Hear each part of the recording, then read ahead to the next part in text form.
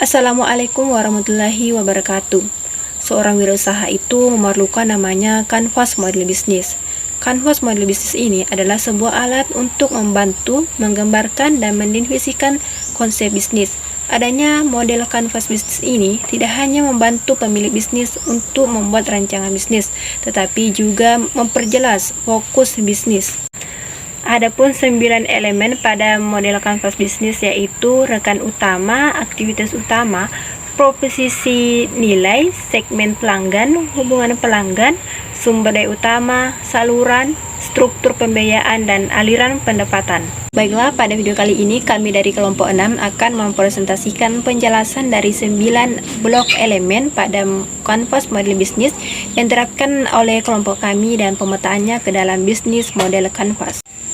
Sebelumnya ada pun rekan kelompok saya yaitu ada Sulfareski, Nia Swaib, Nur Hikmaul dari Agus, saya sendiri, Risdawati, Nur Fadila, dan Nur Asisa.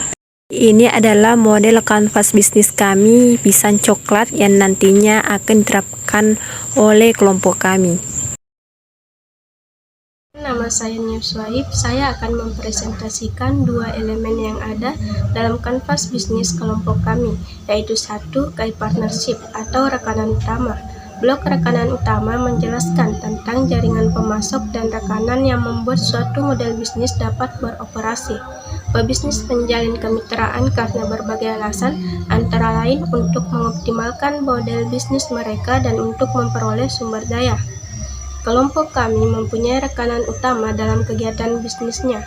Adapun rekanan utamanya adalah pedagang pisang di pasar, toko minimarket, dan toko sembako di pasar. 2. Key activities atau aktivitas utama. Blok ini merupakan kegiatan utama menjelaskan aktivitas yang paling penting yang harus dilakukan agar suatu model bisnis dapat beroperasi.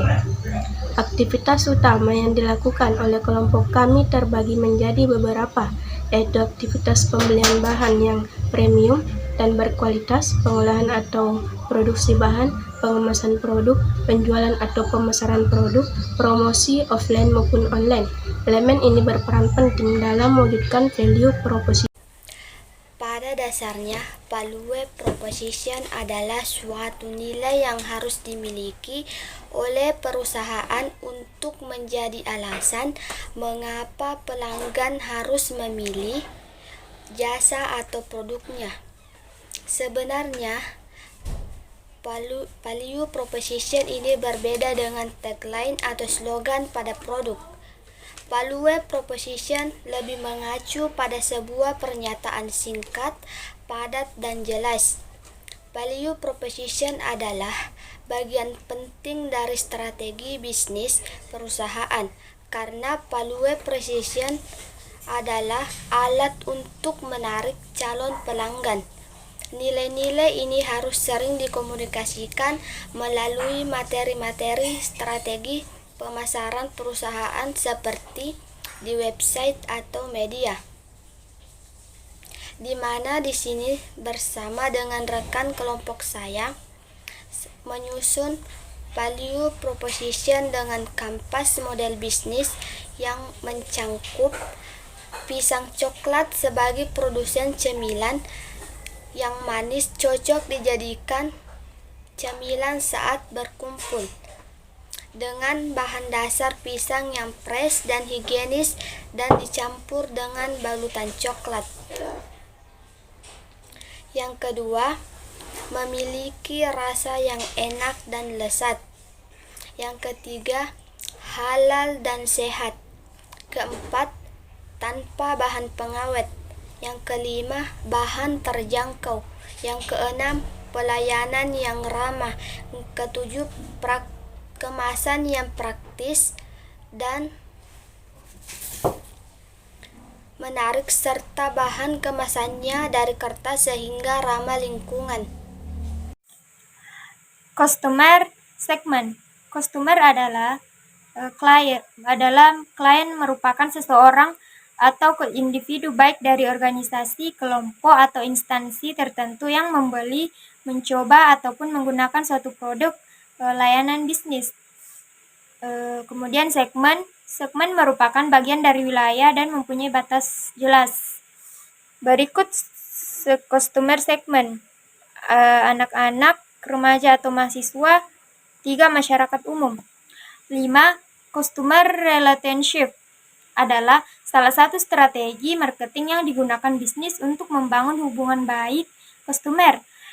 Dalam jangka panjang, customer relationship yang baik akan membuat pelanggan lebih loyal sehingga tidak berpaling ke kompetitor. Customer relationship atau hubungan pelanggan. Berikut 1. Penjualan dilakukan secara langsung, offline maupun online. 2. Aktif bersosial media dan membuat konten medsos yang menarik.